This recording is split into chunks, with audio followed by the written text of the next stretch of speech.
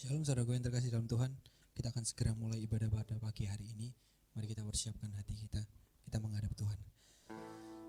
Tuhan, kami bersyukur ya Tuhan buat pagi hari yang indah ini ya Tuhan. Kami boleh kembali datang ke hadirat-Mu ya Tuhan, dengan membawa kerinduan hati kami menghadap Engkau hari ini Tuhan.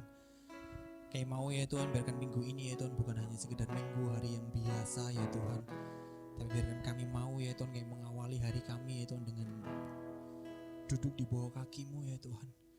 Dan kami letakkan setiap pergumulan kami datang ke hadapan-Mu Tuhan. Kami mau mengalami Engkau hari ini Tuhan.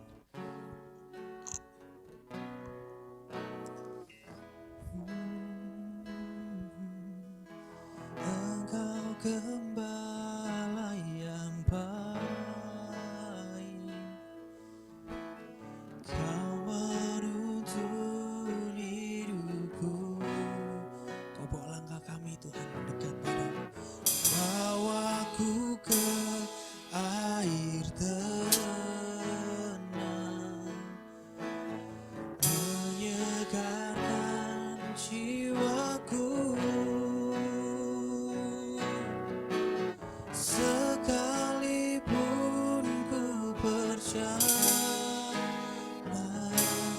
dalam lembah kekelaman,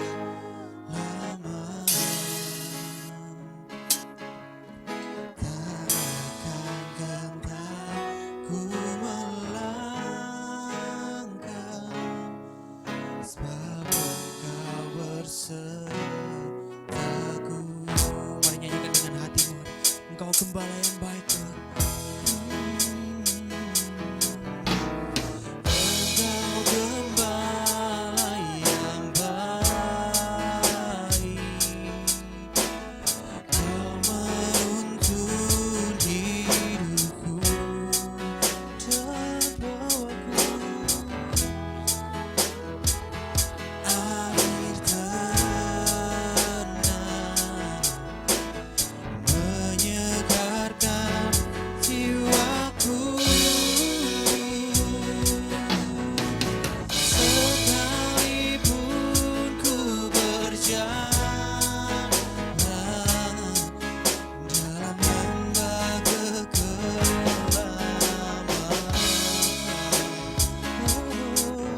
takkan gentar ku melangkah,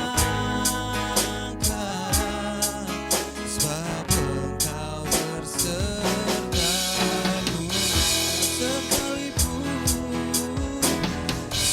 Sekalipun ku berjalan dalam lembah kekelaman, takkan gentar ku melangkah, sebab Engkau bersertaku. Ini doa kami Tuhan, kami mau datang dekat padamu Tuhan. Sekali lagi nyanyikan bersama-sama. Engkau gembala yang baik, Kau menuntun hidupku. Kau bawa kami ya Tuhan ke air tenang, dan bawaku ke air tenang, menyegarkan jiwaku.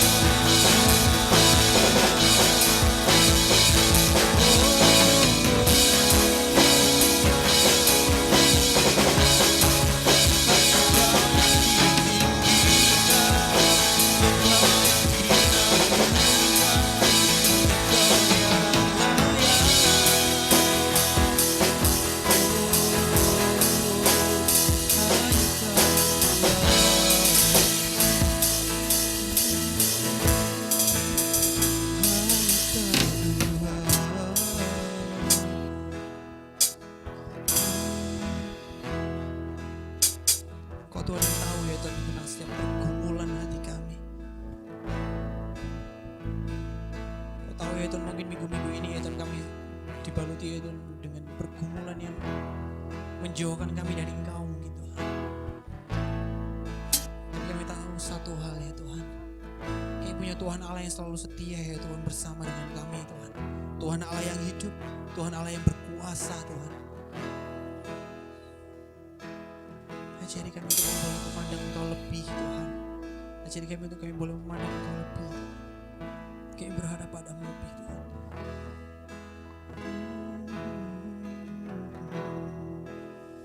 Kami sembah Kau. Bedanya antara hati kami dengan Kau Tuhan. Bukan sebuah kebiasaan tiap minggu yang kami lakukan. No Tuhan. Tapi ini persembahan kami Tuhan. Lihat hati kami itu, lihat anak-anakmu hari itu ketika datang ke hadirat-Mu Tuhan.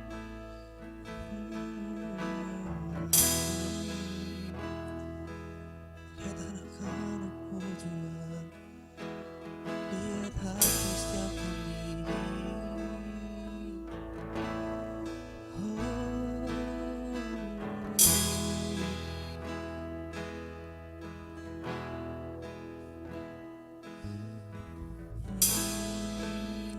Saya coba untuk jemaat nyanyikan sekali lagi pujian dari awal. Engkau gembala yang baik, nyanyikan dengan hatimu. Engkau gembala yang baik. Yes Tuhan, hanya Engkau satu-satunya gembala yang baik Engkau.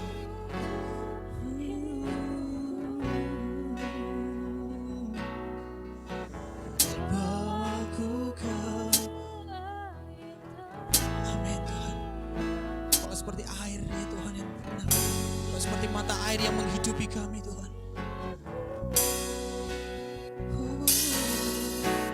Sekalipun ku berjalan jalan membuat kekelamanmu, takkan gendakku melangkah, sebab Engkau bersertaku. Sebagai Engkau gembala, nyanyikan dengan sekali lagi, Engkau gembala.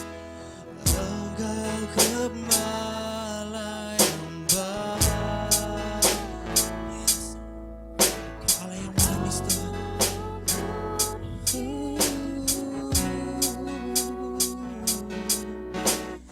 Bawaku ke Kau yang manis Tuhan. Jiwaku sekalipun ku berjalan jalan lembah kekelamanmu, takkan gendakku melangkah, sebab Engkau bersertaku. Takkan gendakku melangkah, takkan gendakku melangkah, sebab Engkau bersertaku.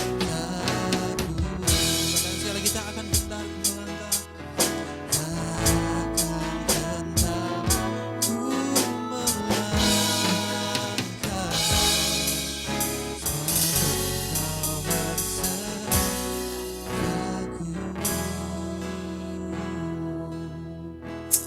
Hati kami begitu damai ya Tuhan, ketika kami tahu ya Tuhan, Kau Tuhan Allah yang selalu berserta dengan kami Tuhan di setiap musim kehidupan kami. Ajari kami untuk kami selalu peka ya Tuhan, merasakan kehadiran-Mu di setiap musim kehidupan kami. Ajari kami untuk selalu melibatkan Engkau dalam segala aktivitas kami ya Tuhan, dalam apapun keseharian kami Tuhan. Biarkan kami selalu terkonek dengan Engkau Allahku. Kami bersyukur hari ini Tuhan, biarkan kami memulai ibadah hari ini memuji dan memuliakan nama-Mu Tuhan. Kami mengangkat tinggi nama-Mu Tuhan, karena ini ucapan syukur kami ya Tuhan. Kami mau sambut semuanya hanya dalam nama Tuhan Yesus kami sudah berdoa dan mengucap syukur Tuhan. Amin. percaya hanya di dalam Engkau Tuhan kami bisa mengalami kemuliaan demi kemuliaan Tuhan.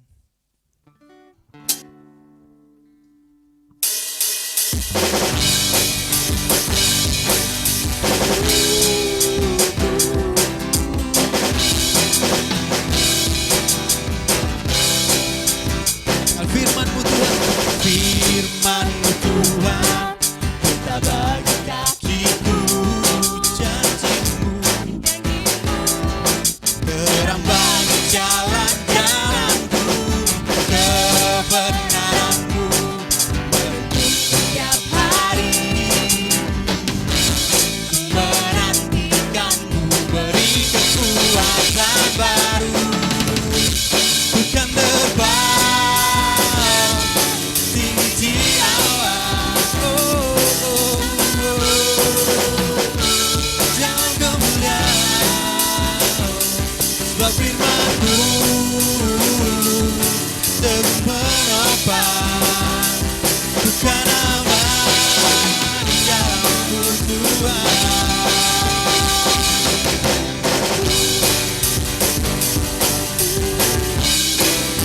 Hanya di dalam-Mu ya Tuhan kami merasa aman. Firman-Mu Tuhan, pelita bagi kakiku, janji-Mu terang bagi jalan-jalanku, kebenaran-Mu menuntun setiap hari. Ku menantikan beri kekuatan baru, tinggi awan bersama-Mu, dalam kemuliaan, sebab firman-Mu teguh menopang, bukan aman.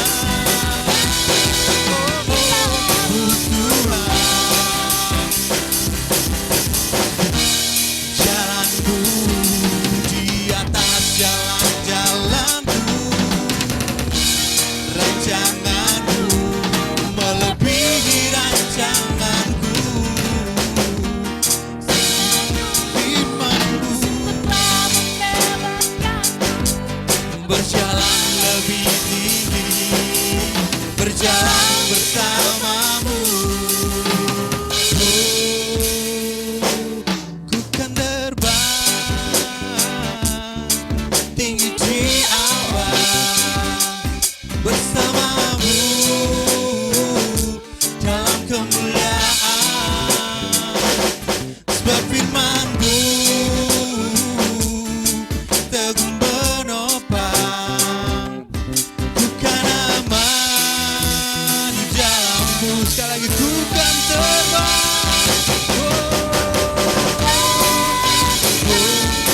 tinggi di awan bersama-Mu dalam kemuliaan, sebab firman-Mu teguh menopang, bukan aman di dalam-Mu Tuhan, bukan aman di dalam-Mu Tuhan, bukan aman di dalam-Mu Tuhan.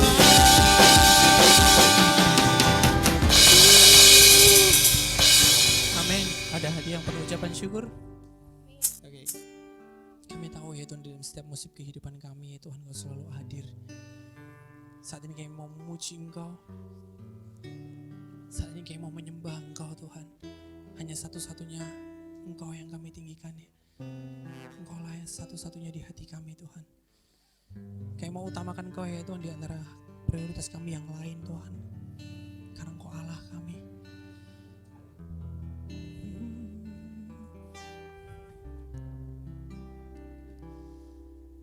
Saat ini ku datang bersujud di hadapan tatamu Tuhan. Saat ini ku datang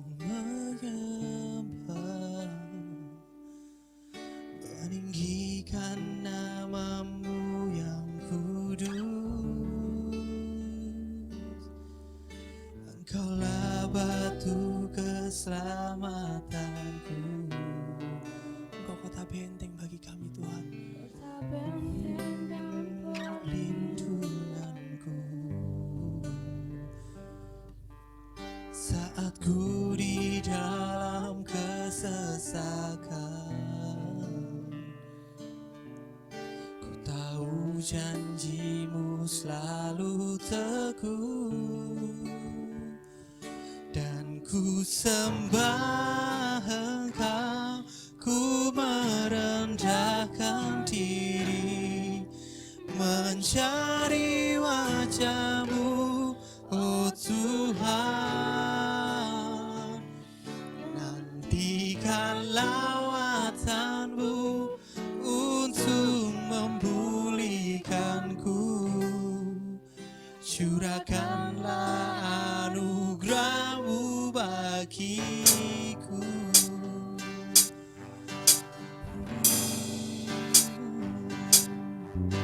Saat ini ku datang kami menghadap Engkau dan kami merendahkan hati kami Tuhan. Tuhan, saat ini ku datang menyembah. Ini ku datang menyembah, meninggikan nama-Mu yang kudus. Engkaulah batu keselamatanku. Yes, Tuhan, amin. Kota benteng dan perlindunganku. Saat ku di dalam kesesakan, ku tahu janji-Mu selalu teguh, dan ku sembah Engkau, ku merendahkan diri, mencari wajah-Mu, oh Tuhan. Nantikan lawatan-Mu untuk memulihkanku, curahkanlah anugerah-Mu bagiku. Ku sembah, ku merendahkan diri, mencari wajah-Mu, oh Tuhan. Nantikan lawatan-Mu untuk memulihkanku, curahkanlah anugerah-Mu bagiku. Sekali lagi dan ku sembah, ku merendahkan diri, mencari wajah-Mu, oh Tuhan. Nantikan lawatan-Mu untuk memulihkanku, curahkanlah anugerah-Mu bagiku. Curahkanlah anugerah-Mu bagiku. Curahkanlah anugerah-Mu bagiku. Kami bersyukur Tuhan, kami bersyukur ya Tuhan. Bahkan hari ini kami siapkan hati kami untuk yang boleh mendengar firman-Mu Tuhan.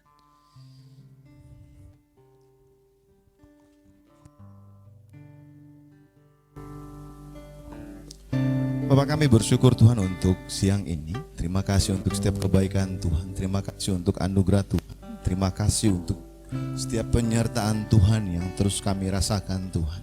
Saat ini kami ada di hadapan-Mu Tuhan. Kami sungguh bersyukur untuk jamahan-Mu. Kami sungguh bersyukur untuk kehadiran-Mu di tengah-tengah kami Tuhan.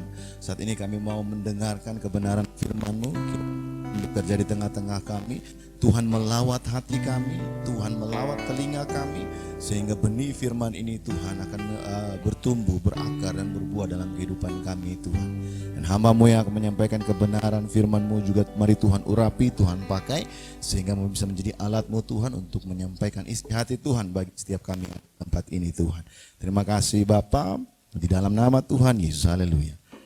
Amin. Oke, silakan duduk kembali. Shalom. Oke, hari ini kita akan melanjutkan merenungkan firman Tuhan terkait dengan mempelai Kristus ya. Dan hari ini, tema hari ini adalah penutup, merupakan kesimpulan dari 1 bulan ketika kita merenungkan mengenai mempelai Kristus. Dan hari ini kita akan merenungkan terkait dengan berjaga-jaga. Saudaraku yang kekasih, segala sesuatu yang menimpa seseorang atau musibah yang menimpa seseorang biasanya itu terjadi karena hal-hal kecil yang mengakibatkan hal tersebut bisa jatuh, bisa tertimpa kepada seseorang tersebut.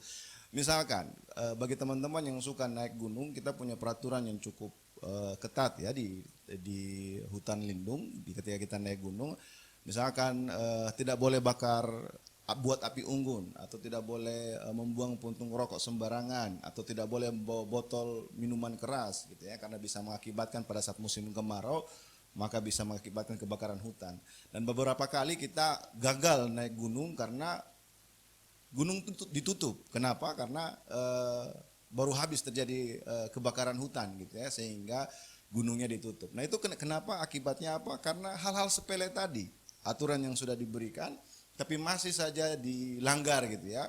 Ada pendaki yang mungkin merokok, membuang puntung rokok sembarangan, akhirnya ketika ditiup angin kebakaran terjadi. Mungkin itu hal sepele, bagi sang penikmat mungkin dia tidak menganggap bahwa itu akan membahayakan gitu loh. Tapi pada faktanya karena hal sepele tersebut maka terjadilah musibah, terjadilah kebakaran hutan.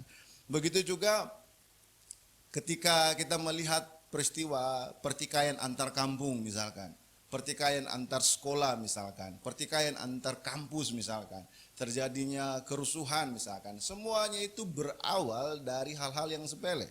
Status media sosial, atau mungkin sementara jalan tatapan mata yang tidak disengaja merasa bahwa itu merendahkan. Akhirnya merasa tersinggung, marah-marah. Kemarin di depan rumah saya, ketika saya mau keluar pergi ke minimarket untuk belanja keperluan susu anak saya, di depan rumah saya itu jalannya kalau 2 mobil itu susah, jadi harus 1 mobil gitu ya. Jadi sementara ada mobil yang mau keluar, nah di depan ini dia mau keluar juga tapi dia masih bongkar muat penumpang ya gitu ya, orang yang saudaranya mungkin atau keluarganya. Nah yang di belakangnya ini udah nggak sabar gitu ya untuk bisa keluar secepatnya. Akhirnya si mobil yang bongkar muat penumpang itu masih akhirnya bersabar. Penumpangnya menunggu, mobilnya itu maju ke depan untuk memberi jalan mobil yang di belakang. Tapi ketika dia maju ke depan, ternyata di depan dia itu adalah mobil lagi gitu loh. Jadi akhirnya dia nggak bisa untuk secepatnya untuk memberikan jalan bagi yang di belakang. Yang di belakang udah marah-marah, udah klakson tet gitu kan. Nah yang di depan ini yang tadi bongkar muat penumpang ini pun tidak menerima gitu ya. Akhirnya mereka perang klakson. Lah saya kan dengan motor, jadi saya nggak masalah dengan itu. Akhirnya saya pergi aja, lewat aja begitu. Tapi akhirnya yang ini, yang tadi klakson banyak itu, dia berhenti. Dan akhirnya mungkin mereka berdua turun dan berdiskusi mungkin gitu ya. Berbicara begitu. Karena apa? Hal sepele, nggak mau nunggu gitu loh. Yang satu nggak mau menunggu supaya yang satu markir mobilnya dengan benar sehingga dia bisa berjalan, karena nggak sabar diklakson. Yang satu merasa ketika diklakson itu membuat dia tersinggung dan akhirnya dibalas klakson dan akhirnya terjadi diskusi gitu ya, antara mereka berdua begitu. Begitu juga kalau seandainya tawuran antar kampung, bagi teman-teman yang punya masa lalu yang hidup sebagai anak kampung gitu ya. Sebagai anak akamzi gitu ya, anak kampung sini, ketika ada orang yang datang masuk kampung gitu ya, dia berlagak yang nggak bener gitu ya, wah pasti tersinggung gitu ya, dan akhirnya nggak terima, ditegur. Yang satu yang ditegur itu nggak terima, kemudian lapor teman-temannya, akhirnya terjadi pertikaian antar kampung gitu. Semuanya persoalan itu terjadi karena apa? Karena hal-hal yang sangat sepele. Hal-hal yang harusnya tidak menjadi pemicu pertikaian. Hal-hal yang seharusnya tidak menjadi pemicu perselisihan begitu. Dan ternyata itu bukan hanya terjadi di dalam lingkungan hubungan antar kampung atau hubungan antar sesama gitu. Di dalam hubungan yang erat sekalipun juga kadang-kadang terjadi hal yang demikian. Dalam hubungan pasangan pun juga kadang-kadang terjadi hal yang demikian. Hal-hal yang sepele gitu ya. Yang akhirnya membuat terjadi pertikaian dan akhirnya bisa berantem hebat gitu. Karena hal-hal yang sepele. Nah saudaraku yang kekasih, begitu pula dengan dosa, begitu pula dengan kehidupan orang percaya, begitu pula dengan kehidupan kita yang telah lahir baru di dalam Kristus. Kebanyakan kita jatuh bukan karena hal yang besar.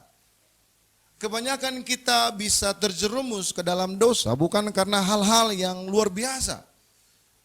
Kita punya hati nurani yang mengatakan jangan mencuri, kita tidak akan pernah mencuri. Tapi kadang-kadang nyontek iya. Gitu ya. Kita nggak mau mencuri, kita tahu bahwa mencuri itu dosa, tetapi ketika kita menyontek kita anggap itu hal sepele dan akhirnya kita lakukan. Kita nggak mau membunuh, kita tahu bahwa itu dosa gitu loh. Tapi kadang-kadang kita suka membicarakan namanya di belakang gitu ya, menjelek-jelekan namanya di belakang tanpa kita sadar. Kita nggak suka berzina gitu ya, karena kita tahu itu dosa. Tapi kadang-kadang kita suka lihat film-film yang nggak benar gitu. Kita anggap itu sepele. Wow, cuma saya pribadi kok begitu. Nggak melibatkan orang lain kok. Saudaraku yang kekasih, semua yang tadi, contoh-contoh yang disampaikan di depan tadi, bermula dari hal-hal yang sepele. Yang kita anggap itu enteng, kita anggap itu remeh. Tapi ketika kita membiarkan itu terjadi, maka terjadi musibah yang begitu besar. Puntung rokok yang kita lihat apinya kecil, bahkan mungkin kita anggap bahwa ditiup angin aja udah mati gitu loh. Tapi faktanya ketika kebakaran hutan terjadi di hutan lindung, ketika kita mau naik gunung itu terjadi karena apa? Salah satu akibatnya itu karena puntung rokok yang kecil itu bisa mengakibatkan kebakaran yang hebat. Hal-hal yang terjadi karena hal-hal yang sepele. Nah saudaraku yang kekasih, kita bisa berjaga-jaga dengan musuh yang ada di depan mata. Tetapi kita kadang-kadang lengah dengan cobaan-cobaan yang kecil. Dan kita memberikan porsi yang lebih terhadapnya. Nah terkait kita sebagai mempelai Kristus, kita sebagai orang percaya yang telah diselamatkan dan hidup baru dalam Kristus. Kita jangan lengah. Di dalam Alkitab, khususnya di dalam tulisan-tulisannya Rasul Paulus atau para rasul, Rasul Petrus juga, menekankan banyak sekali terkait dengan berjaga-jaga, waspada. Paulus mengatakan bahwa hari-hari ini adalah hari-hari yang jahat. Untuk itu pergunakanlah waktunya dengan bijaksana. Karena kalau kita nggak bijaksana, kita nggak jaga-jaga, maka kita akan terjerumus, kita akan jatuh. Untuk itu saudaraku yang kekasih, jangan bermain-main dengan dosa sesepele apapun. Karena ketika kita memberikan kesempatan, maka dia akan menggerogoti. Saudaraku yang kekasih, virus corona adalah virus yang kecil sekali. Ya. Kecil sekali. Tetapi ketika satu droplet itu masuk di dalam hidung atau mata atau mulut kita, maka kita bisa digerogoti oleh virus corona yang dapat melipat gandakan dan akhirnya kita bisa kolaps kalau seandainya daya tahan tubuhnya enggak kuat. Itu yang terjadi.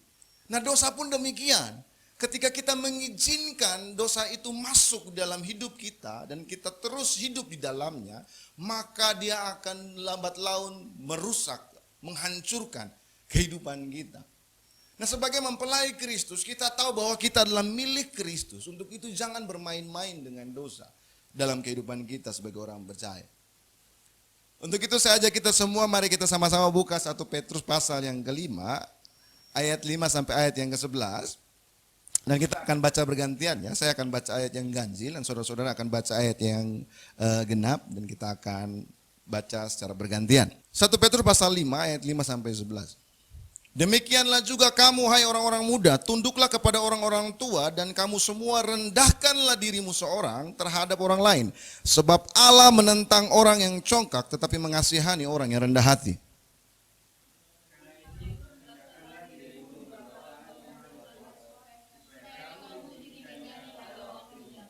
Serahkanlah segala kekhawatiranmu kepadanya, sebab Ia yang memelihara kamu.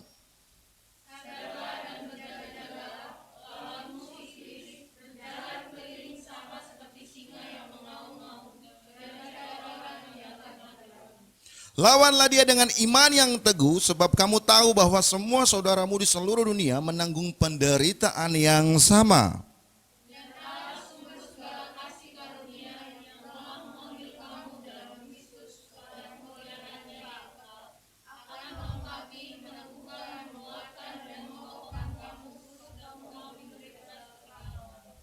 Ialah yang empunya kuasa sampai selama-lamanya. Amin. Kita baca bersama-sama ayat 8 sampai ayat yang ke-10 ya. 1, 2, 3. Sadarlah dan berjaga-jagalah, lawanmu si iblis berjalan keliling sama seperti singa yang mengaum-ngaum dan mencari orang yang dapat ditelannya. Lawanlah dia dengan iman yang teguh, sebab kamu tahu bahwa saudaramu di seluruh dunia menanggung penderitaan yang sama. Dan Allah sumber segala kasih karunia yang telah memanggil kamu dalam Kristus kepada kemuliaannya yang kekal akan melengkapi, meneguhkan, menguatkan dan mengokohkan kamu sesudah kamu menderita seketika lamanya. Saudaraku yang kekasih, Rasul Petrus menulis surat ini kepada jemaat di Asia Kecil ya. Dan Rasul Petrus menyampaikan kepada mereka, kepada pembacanya untuk menyadari bahwa hari Tuhan itu udah dekat. Untuk itu hidup jangan lagi bermain-main. Mengapa? Karena ada iblis yang berada di sekeliling kita yang mengaum-ngaum sama seperti singa. Ketika kita nggak sadar, ketika kita lengah, maka kita bisa diterkamnya. Saudara, ini adalah sebuah hal untuk memperingatkan kita terkait dengan bagaimana kita hidup sebagai orang percaya berada di tengah-tengah dunia ini. Sama seperti ilustrasi yang saya sampaikan di depan tadi, bahwa hal-hal yang sepele dapat membuat kita jatuh. Di zaman yang sekarang ini, iblis nggak akan datang kepada kita dengan menampakkan diri sama seperti film horor yang kita temukan di televisi atau di bioskop gitu ya, yang ada jump scare-nya gitu ya. Iblis nggak lagi dengan cara itu cara old school gitu. Begitu ya. Maka ada guyonan. Kalau di Amerika orang camping itu menikmati keluarga, kenikmatan keluarga. Kalau Indonesia orang camping itu kesurupan. Gitu ya. Di dunia modern orang camping menikmati liburan keluarga bersama-sama. Tapi di orang camping mengalami kerasukan gitu ya. Nah, saudaraku yang kekasih, ketika dia muncul di depan kita dan mengalami kerasukan, justru akhirnya membuat kita dekat dengan Tuhan.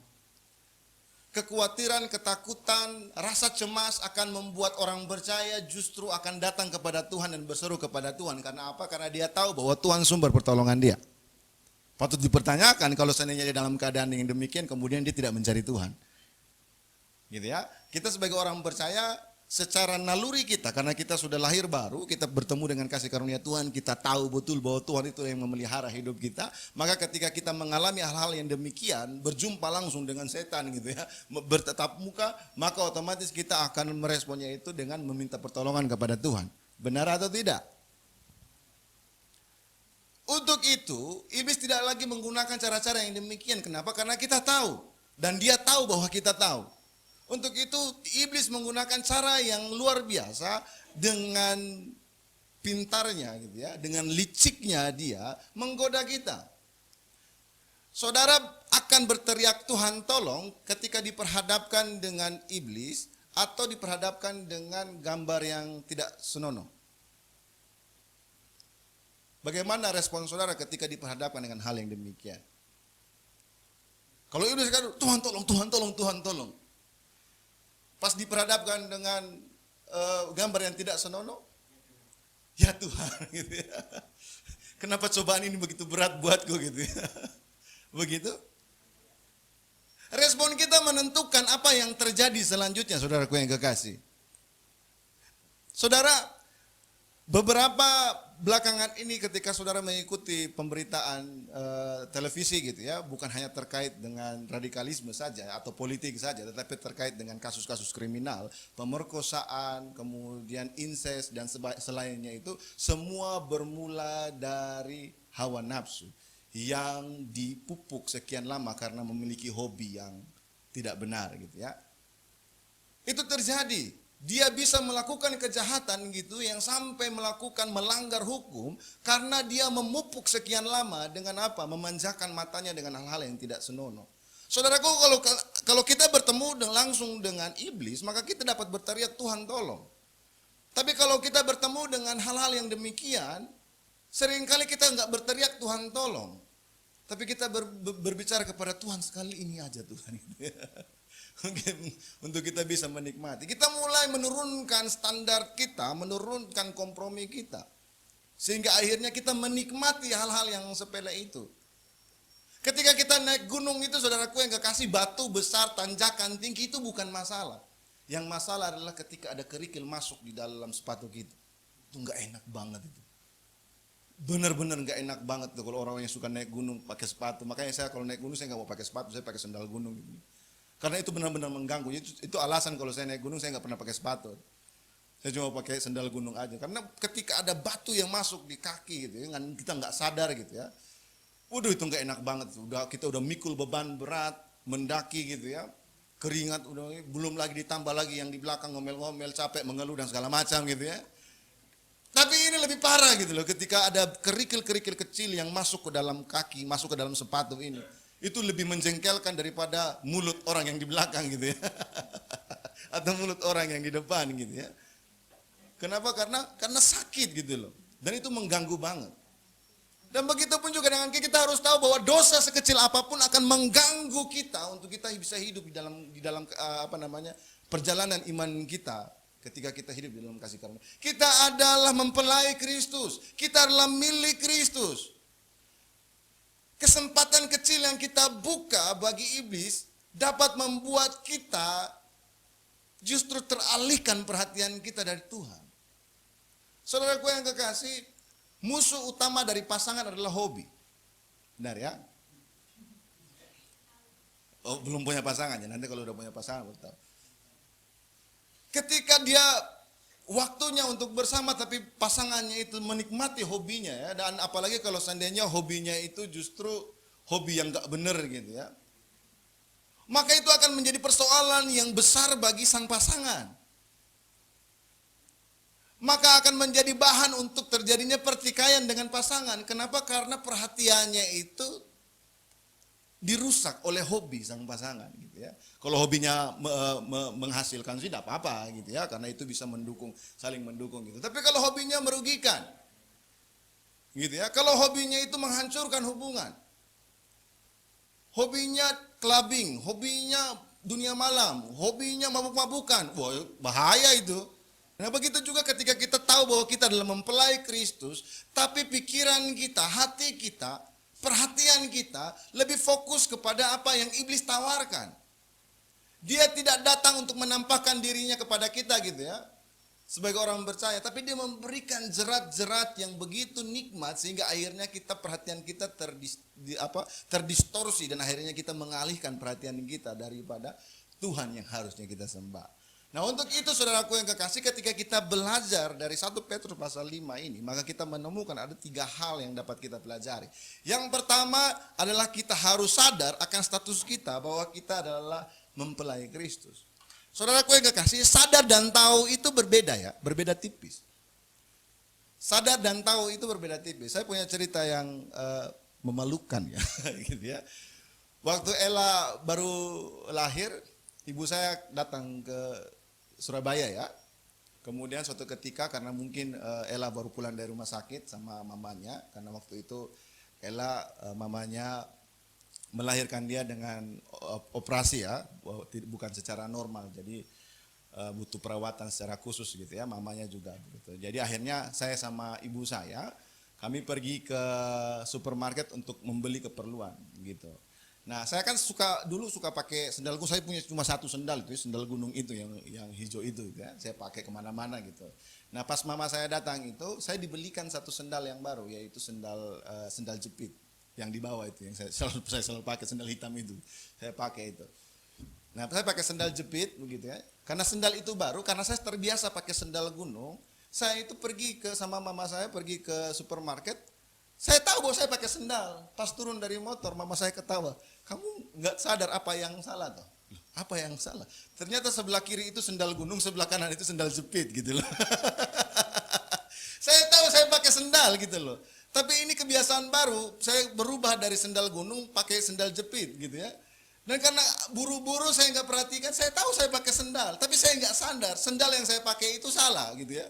Sebelah kirinya itu sendal gunung, yang kanannya itu sendal jepit gitu loh. Ini kebiasaan baru. Nah, saudaraku yang kekasih, kadang-kadang kebiasaan baru itu mempengaruhi kita juga.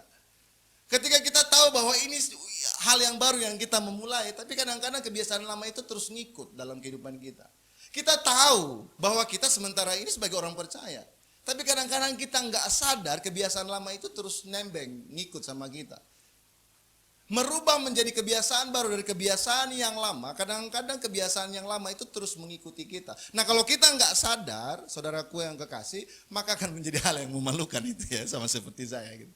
Mau nggak mau ya saya harus menerima keadaan, saya pakai sendal sebelah kiri beda, kanan beda gitu loh, masuk ke Giant gitu pada saat itu. Belanja sama mama saya, terus mama saya, kamu nggak malu tau gitu. Ya sudah lama mau gimana, masa mau nyeker? Ya jalan aja, nggak apa-apa lah gitu ya. Akhirnya pergi berjalan dengan hal demikian. Nah, mari kita belajar bersama-sama untuk sadar bahwa kita ini adalah manusia baru. Kita ini adalah milik Kristus. Kita tahu bahwa kita orang percaya. Setiap hari Minggu kita ke gereja. Setiap hari Sabtu kita ikut persekutuan doa. Setiap hari Jumat mungkin kita ikut komsel. Setiap Kamis, setiap hari kita ikut semuanya itu. Tetapi kadang-kadang kita lupa atau kita tidak sadar status kita yang sebenarnya ketika kita diperhadapkan dengan hal-hal yang sepele, yang masih mengganggu kehidupan kita sebagai manusia gitu ya, dalam kehidupan kita. Nah, sadar akan status kita sebagai mempelai Kristus. Di dalam ayat yang ke-8 maka kita menemukan Petrus mengatakan, sadarlah dan berjaga-jagalah, lawanmu si iblis berjalan keliling sama seperti singa yang mengaum-ngaum dan mencari orang yang dapat ditelannya. Saudaraku yang kekasih, sadar artinya kita dapat mengendalikan diri kita. Kita tahu apa yang ada di depan kita, sehingga kewaspadaan kita lebih cermat. Sadar akan membuat kita lebih waspada. Sadar akan membuat kita lebih sensitif terkait dengan hal yang ada di sekeliling kita.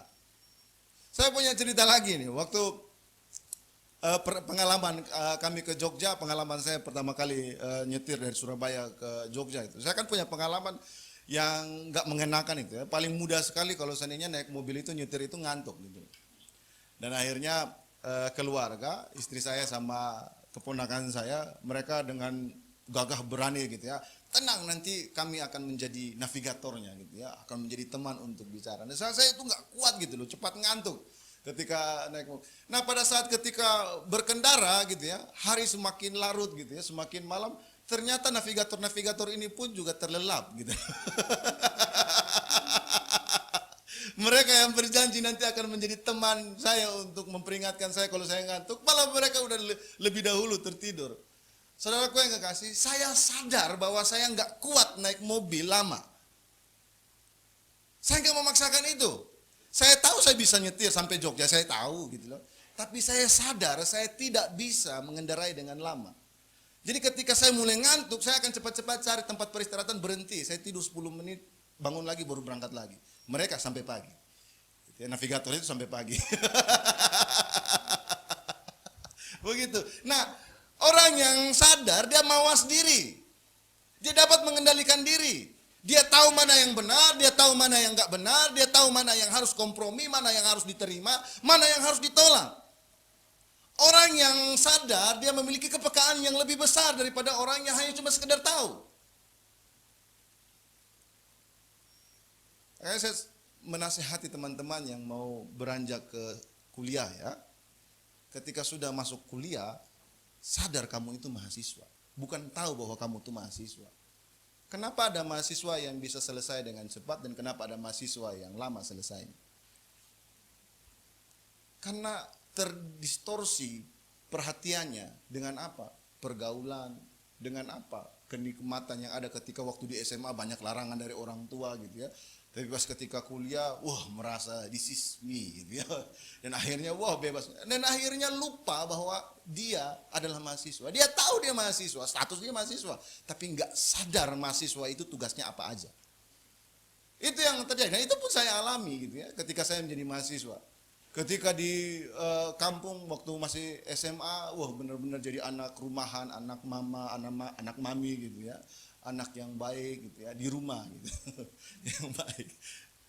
Pas ketika kuliah, merantau ke luar pulau, sendiri, bebas, tanpa beban gitu ya. Wah menikmati. Dulu waktu di tempat di rumah semuanya dilarang, semuanya dikekang, semuanya nggak bisa ini, nggak bisa itu.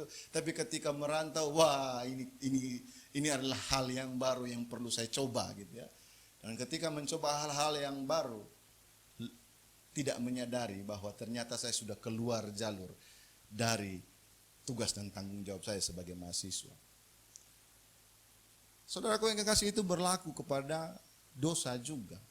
Harus tahu bahwa iblis sama seperti singa yang berjalan keliling, dia menunggu di mana saat kita lengah sehingga akhirnya dia dapat menerkam kita. Nah orang yang dia bisa mengendalikan diri, maka dia akan dapat memiliki kesabaran, menunggu. Dia tahu keterbatasannya, dia tahu di mana kelemahannya, dia tahu di mana yang bisa membuat dia jatuh, sehingga akhirnya dia bisa menunggu waktu yang tepat untuk melangkah maju. Kadang-kadang untuk bertahan atau mundur bukanlah sebuah kekalahan, tetapi sebuah kemenangan yang tertunda. Daripada kita memaksakan diri tanpa menyadari keadaan kita yang sebenarnya, sehingga akhirnya membuat kita lelah, capek. Saudara, itu yang terjadi sama seperti kita naik gunung juga ya. Kalau di kita teman-teman naik gunung itu kalau udah mulai tanjakan yang tinggi atau udah mulai capek kan, pelan-pelan 5 langkah, tarik napas, terus lanjut lagi. Begitu ya, yang di depan nggak bisa sabar ya sudah wes duluan gitu ya, ada yang temani yang di belakang gitu yang pelan-pelan begitu. Jadi benar-benar mawas diri, tahu diri gitu loh, dan sadar, dan kita dapat mengendalikan ritme perjalanan itu sehingga akhirnya semua bisa sampai ke puncak bersama-sama. Itu. Tapi kalau kita hanya tahu, oh saya pendaki gunung gitu ya, tahu saya pendaki gunung tapi nggak sadar tugas dan tanggung jawab saya sebagai pendaki gunung gitu ya, maka saya akan menjadi bukan pencinta alam gitu ya, cuma sekedar penikmat alam doang gitu. Asal sampai puncak, status story, Instagram dan segala macam begitu, tapi tanggung jawabnya dia, sampah berserakan, puntung rokok dibuang di mana-mana gitu ya. Itu yang terjadi. Tapi kalau kita benar-benar menjadi pencinta alam, kita tahu begitu. Makanya kita kalau naik gunung kan, kalau turun gunung itu sering diketawain kan. Wah mas, borongannya banyak gitu ya, botol semua diikat yang kuntang. Sampah bahkan dipikul, terlalu berat dipikul 2 orang gitu. Pergi bawa apa, pulang bawa lagi gitu. Sadar, dapat membuat kita mengendalikan diri. Dan dapat membuat kita menjadi lebih sabar. Dan ketika kita menjadi sabar, kita dapat mematikan dosa yang ada dalam diri kita, kedagingan yang ada dalam diri kita. Semalam kita merenungkan ya di dalam persekutuan doa terkait Yehuda gitu ya. Kalau teman-teman ikut saat teduh minggu lalu kita belajar ya. Yehuda itu siapa?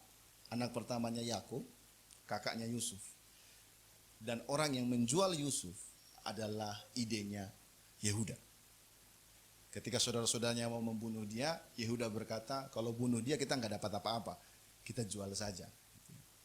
Tapi ketika Benyamin mau dijadikan budak oleh Yusuf gitu ya, melalui petugasnya prajuritnya pada saat itu, apa yang terjadi? Yehuda yang dulu menjual Yusuf berubah menjadi Yehuda yang mau berkorban. Jangan Benyamin, tapi saya saja. karena bapak kami pasti akan sedih kalau seandainya anaknya. Terjadi pembaharuan. Terjadi perubahan. Kenapa? Karena Yehuda mencintai bapaknya. Saudaraku yang kekasih, sama seperti kita, ketika kita mencintai Tuhan, maka tentu akan terjadi pembaharuan. Banyak juga terkait dengan kita dengan pasangan gitu ya. Dulu kita sukanya begini begono gitu ya. Tapi ketika dengan pasangan dan ternyata pasangan gak suka gitu ya. Dan kita sama-sama mengambil keputusan untuk berjalan bersama-sama. Coba renungkan yang sudah menjalin hubungan saat ini. Tanya pasangannya, lihat pasangannya baik-baik. Dulu apa saja yang benar-benar menjengkelkan dari dia gitu. Coba lihat sekarang. Pasti ada saja yang berubah gitu ya. Pasti ada saja dia yang dulu saya nggak suka karena ini, tapi sekarang ada aja yang dia berubah. Begitu juga sebaliknya. Itu yang terjadi. Karena hubungan itu adalah saling mengerti, bukan saling menuntut. Begitu kan? Jadi akhirnya mengerti bahwa dia nggak suka ini, maka saya mengurangi yang ini. Mengerti tahu karena dia nggak suka ini, maka saya mengurangi hal tersebut. Tahu karena dia nggak suka ini, maka akhirnya saya meninggalkan hal tersebut. Begitu juga sebaliknya. Yang laki-laki juga begitu, yang perempuan juga begitu. Nah, itu sebenarnya berlaku ketika kita sadar bahwa kita ini adalah mempelai Kristus. Kita tahu bahwa Tuhan tidak berkenan dengan dosa, maka kita akan menjadi orang yang menyadari status kita sebagai mempelai Kristus, mengendalikan diri, sabar, dan akhirnya kita bisa mematikan dosa yang ada dalam diri kita. Sampai hal yang sekecil apapun. Nah, kalau kita mau menjadi orang yang waspada, orang yang berjaga-jaga, pertama, sadarilah status kita bahwa kita adalah mempelai Kristus. Ketika kita sadar, maka kita dapat mengendalikan diri. Ketika kita sadar, maka kita bisa bersabar. Ketika kita sadar, kita mengendalikan diri, sabar, dan akhirnya kita dapat mematikan perbuatan daging atau dosa yang ada dalam diri kita. Kemudian yang berikutnya, ketika kita berjaga-jaga, maka kita akan menjadi orang yang waspada terhadap bahaya. Rasul Petrus mengatakan, sadarlah dan berjaga-jagalah. Sadar dan berjaga-jagalah. Artinya ada aware di situ, ada alarm di situ. Yang membuat kita sensitif terkait dengan bahaya yang ada di depan kita ketika kita berada di tengah-tengah dunia yang jahat ini. Dan bahaya itu membuat kita bersikap siaga terhadap hal tersebut. Sehingga akhirnya kita mampu untuk menangkis atau menolak semua godaan yang iblis berikan dalam kehidupan kita. Kenapa? Karena kita berjaga-jaga. Ketika umat manusia jatuh ke dalam dosa, saudaraku yang kekasih, iblis telah menjadi penguasa dunia ini. Dosa merusak. Dan iblis memiliki kesempatan yang begitu besar mengambil keuntungan dengan memberikan godaan yang luar biasa kepada manusia untuk manusia hidup di dalamnya. Nah, hanya orang percaya yang diselamatkan oleh Kristus melalui penebusan itu, yang bebas terlepas dari kuasa si jahat ini. Tapi sama seperti singa yang mengaum-ngaum, dia tetap menjadi ancaman bagi kita ketika kita lengah. Hal apa yang membuat kita lengah? Hal apa yang membuat kita tidak berjaga-jaga? Adalah kenikmatan. Adalah kenikmatan. Saya punya autokritik terhadap hamba Tuhan ya. Saya hamba Tuhan gitu ya, dan saya suka bicara begitu, guyon-guyon begitu kepada teman-teman kalau kita lagi sementara duduk bersama atau pertemuan pendeta itu ya. Saya suka, kita nih hamba Tuhan, kita belajar untuk menguasai diri, tapi satu hal yang hamba Tuhan itu nggak bisa kuasai, makan. Saya pun begitu, makan gitu ya. Pokoknya jangan ada babi, jangan ada daging. Wush, nasi itu jadi lauk. Makanan pokoknya itu daging gitu ya. Daging yang paling banyak begitu. Dan berapa banyak hamba Tuhan yang mati yang meninggal karena serangan jantung, karena kolesterol, karena penyakit-penyakit yang dihasilkan dari pola hidup yang tidak sehat. Itu menjadi autokritik bagi kita gitu ya, bagi saya secara pribadi. Sebenarnya jadi kalau kita nggak waspada, kita nggak berjaga-jaga, maka kenikmatan itu bisa membuat kita jatuh. Dan iblis tunggu hal apa yang membuat kita teralihkan di situ. Nah, orang yang berwaspada, orang yang berjaga-jaga, maka dia tahu batas-batasannya. Dia tahu di mana batas-batasannya itu sehingga akhirnya dia bisa mengontrol. Kenikmatan itu membuat kita bisa membuka peluang bagi iblis untuk membuat kita jatuh. Kita terbiasa hidup enak. Kita terbiasa hidup menikmati hasil kerja keras kita gitu ya. Dan padahal pekerjaan kita membuat kita jauh dari Tuhan. Kita terbiasa menikmati hal tersebut dalam hidup kita gitu. Dan ketika kita mulai mengenal Tuhan, pelan-pelan kita melepaskan, tiba-tiba datang tawaran yang lebih tinggi yang akhirnya membuat kita meninggalkan pelayanan, meninggalkan hubungan kita dengan Tuhan, meninggalkan dengan kehidupan iman, pertumbuhan iman kita, dan kita mengiyakan. Kenapa? Karena itu nikmat bagi kita gitu loh. Dan nikmat bagi kita adalah peluang bagi iblis untuk membuat kita jatuh di dalam dosa.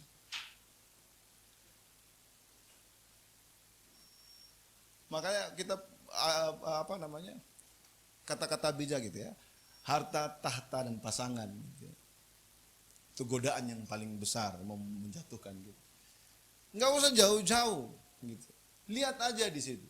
Banyak orang dapat meninggalkan imannya, meninggalkan persekutuannya, meninggalkan kehidupan rohaninya berkaitan dengan 3 hal tersebut. Harta, tahta, pasangan. Itu kenikmatan. Dan Yohanes berkata bahwa manusia jatuh dalam pencobaan itu karena apa? Keinginan mata, keinginan daging, dan keangkuhan hidup. Jadi sebelum keluar kata-kata bijak itu, Alkitab sudah mengatakan terlebih dahulu. Jadi yang membuat kita jatuh itu adalah kenikmatan. Yang membuat mata ini terpuaskan. Yang membuat kedagingan ini terpuaskan. Yang membuat harga diri ini terpuaskan. Sehingga akhirnya membuat kita jatuh, tergoda, tergelincir. Dan membuat kita terjerumus. Dan yang terakhir, Petrus tidak hanya mengajarkan untuk waspada, untuk sadar, tapi Petrus mengajarkan kita pun untuk melawan. Melawannya dengan apa? Petrus mengatakan di ayat yang ke-9, lawan itu dengan apa? Iman. Lawanlah dia dengan iman yang teguh. Sadar, waspada, lawan dengan iman yang teguh. Keangkuhan hidup, keinginan mata, keinginan daging itu bukan hal yang dapat membuat kita terlena dan kita bisa jatuh. Tetapi kita bisa melawannya. Dan kita melawannya dengan apa? Dengan iman. Poin yang ketiga, melawannya dengan iman yang teguh. Dalam Efesus pasal 6 ayat 16 berkata begini, dalam segala keadaan pergunakanlah perisai iman, sebab dengan perisai itu kamu akan dapat memadamkan semua panah api dari si jahat. Dan perisai iman ini apa maksudnya?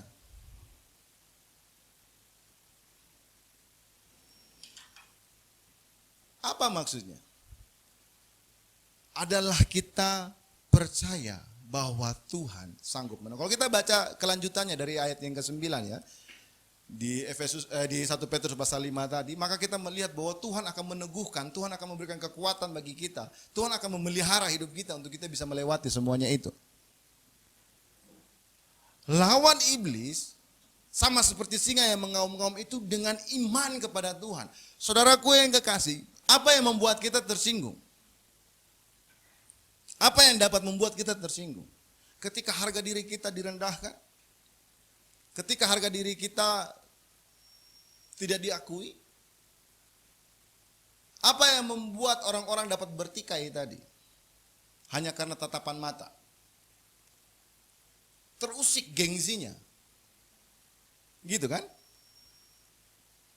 Iya enggak? Benar kan? Makanya semalam saya di sharing itu juga saya sampaikan ya, bahwa dewasa itu adalah ketika kita bisa berdamai dengan apa yang orang bicarakan, kata-kata orang. Berdamai ini bukan berarti kemudian kita mengiyakan apa yang dikatakan, enggak. Adalah ketika kita berdiri di posisi di mana kita tahu bahwa dia tidak tahu apa yang dia katakan gitu. Ketika Yesus di atas kayu salib dan berdoa kepada orang-orang yang menyalibkan dia, apa yang Tuhan katakan? Ampunilah mereka karena mereka tidak tahu apa yang mereka lakukan. Saudaraku yang kekasih, banyak kita ini fokusnya itu kepada apa kata orang. Banyak kita ini fokus kepada apa yang kita lihat. Banyak kita ini fokus kepada orang yang gak pernah menghargai kita. Sehingga ketika dia ngomong apa saja membuat kita tersinggung, kita marah. Dia batuk pun kita tersinggung gitu ya. Dia senyum pun kita tersinggung gitu. Karena udah ada luka gitu. Padahal kita lupa ada satu pribadi yang mengasihi kita melebihi daripada orang tersebut. Dia memberikan nyawanya bagi kita. Menolong kita. Tapi kita lebih mengarahkan pikiran kita kepada orang yang suka mengejek kita, mengomong kata-katain kita, membicarakan nama kita yang enggak benar. Kita lebih fokus mendengar hal itu. Kita enggak berikan telinga untuk melihat anakku sayang kembalilah gitu ya. Kita enggak mendengar, membuka telinga kepada anakku yang kukasihi gitu ya. Engkau berharga di mataku. Kita enggak mau buka telinga untuk mendengar bahwa Tuhan kembalilah Gesang, kembalilah Yonatan, kembalilah Abed gitu ya. Kita hanya mendengar, wah Gesang kamu tuh enggak pede, kamu tuh enggak percaya diri, kamu tuh begini, Yonatan kamu tuh begini.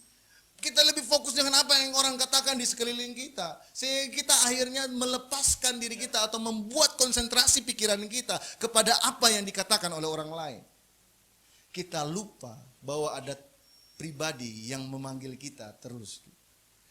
Pribadi yang bukan hanya memanggil kita, dia mau merendahkan diri, meninggalkan tatanya gitu ya, mengosongkan diri, mengambil rupa sebagai hamba, taat sampai mati di atas kayu salib. Kita melupakan itu. Kita lebih fokus dengan apa kata orang.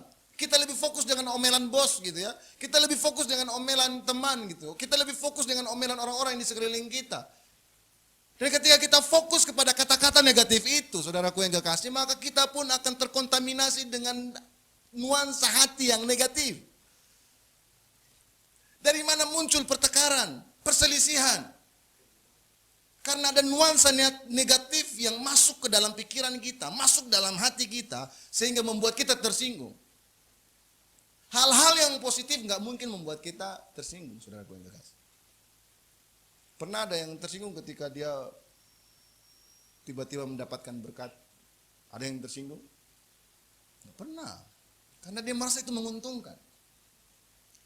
Ada yang pernah tersinggung ketika dia mendapatkan THR dari kantor? Tersinggung? Enggak, karena itu positif. Itu mendapatkan keuntungan. Apa tersinggung enggak kasusnya yang dikata-katain? Tersinggung kan?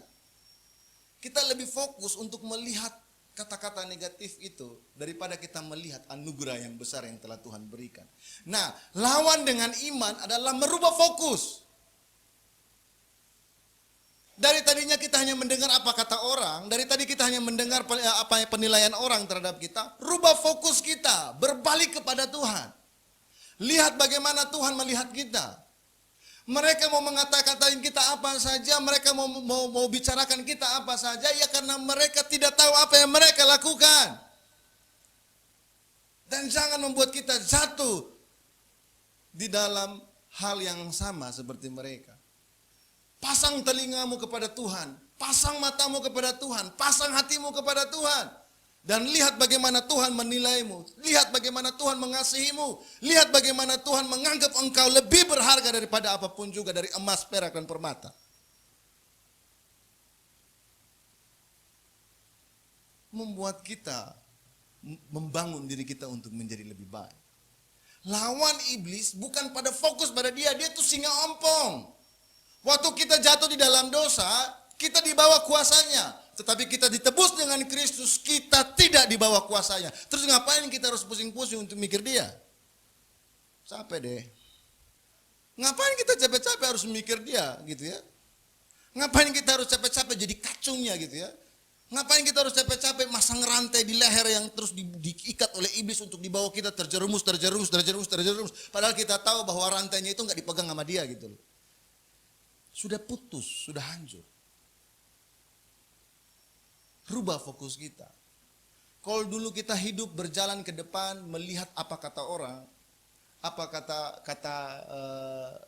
apa jerat yang diberikan oleh iblis, mari berjalanlah kembali ke belakang, berbalik arah dan melihat bagaimana Tuhan sementara membuka telapak tangannya untuk menanti kita untuk datang dalam pelukannya.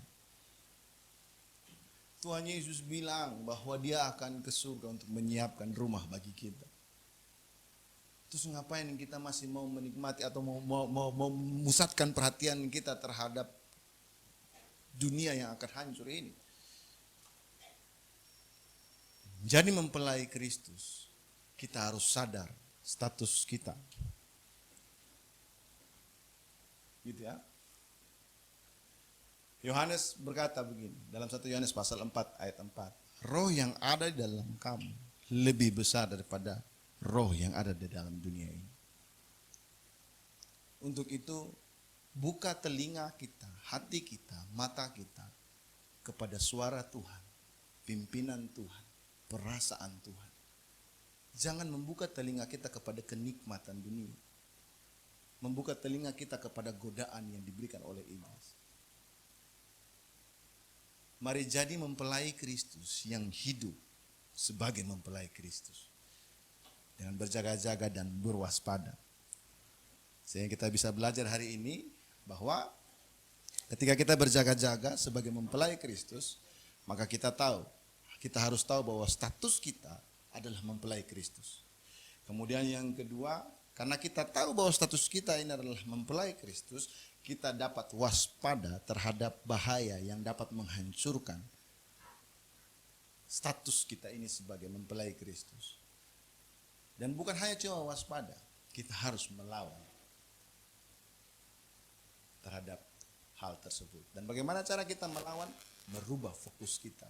Kalau dulu kita buka telinga kepada apa kata orang, dulu kita membuka telinga terhadap dunia, dulu kita membuka telinga terhadap orang-orang di sekeliling kita yang merendahkan kita, tidak mengakui kita, tidak menghargai kita. Rubah fokus. Kita tahu kebenarannya. Tuhan jauh lebih mengasihimu dari emas dan perak. Makanya Tuhan berkata, karena begitu besar kasih karunia akan dunia ini, maka sehingga Tuhan mengaruniakan anaknya yang tunggal, supaya barang siapa yang percaya kepadanya tidak binasa, melainkan memperoleh hidup yang kekal. Mari sampaikan ke saudara kiri kanan, kamu adalah mempelai Kristus. Oke, mari kita sama-sama tundukkan kepala, kita satu di dalam doa. Bapak yang baik, terima kasih untuk anugerah Tuhan yang begitu luar biasa dalam hidup kami. Hari ini kami kembali belajar terkait dengan kebenaran firman-Mu Tuhan. Walaupun mungkin saat ini kami hidup di berbagai macam persoalan yang menimpa kami saat ini Tuhan. Yang dimana saudara-saudara kami atau orang-orang di sekeliling kami tidak tahu betapa beratnya kami melaluinya Tuhan. Tapi hari ini kami belajar Tuhan bahwa kami adalah mempelai Kristus. Untuk itu kami tahu, kami sadar siapa kami Tuhan. Ketika kami berada di tengah-tengah dunia ini. Dan itu akan membuat kami dapat mengendalikan diri. Membuat kami dapat sabar. Sehingga kami dapat mematikan dosa yang ada dalam hidup kami Tuhan. Dan ajar kami Tuhan untuk dapat waspada Tuhan terhadap bahaya yang mengancam kami. Dan ajar kami untuk dapat melawan dengan iman yang teguh kepada Tuhan.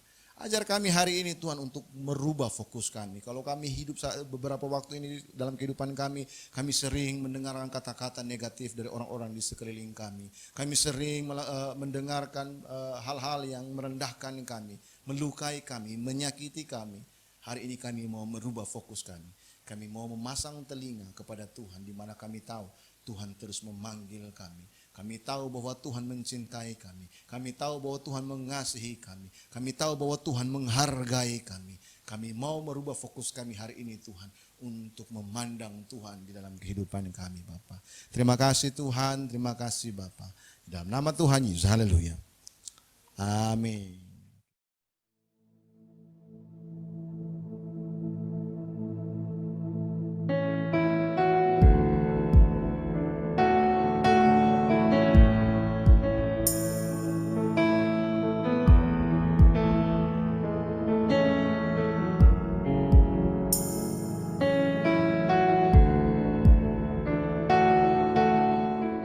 Shalom jemaat yang dikasihi Tuhan, selamat hari Minggu. Kami mengucapkan selamat datang dan selamat bergabung kepada jemaat Tuhan yang baru pertama kali ikut beribadah bersama kami di Shine Surabaya.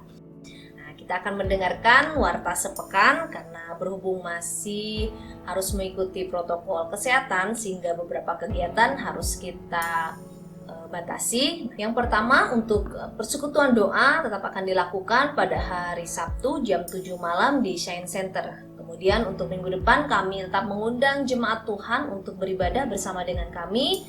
Nah, jika jemaat Tuhan ingin beribadah secara langsung dapat mengikuti ibadah yang pertama di Shine Center pada pukul 10 pagi. Tetapi jika jemaat Tuhan memiliki halangan atau tidak dapat beribadah secara langsung, tetap kami mengundang jemaat untuk beribadah secara online melalui kanal YouTube Shine Surabaya.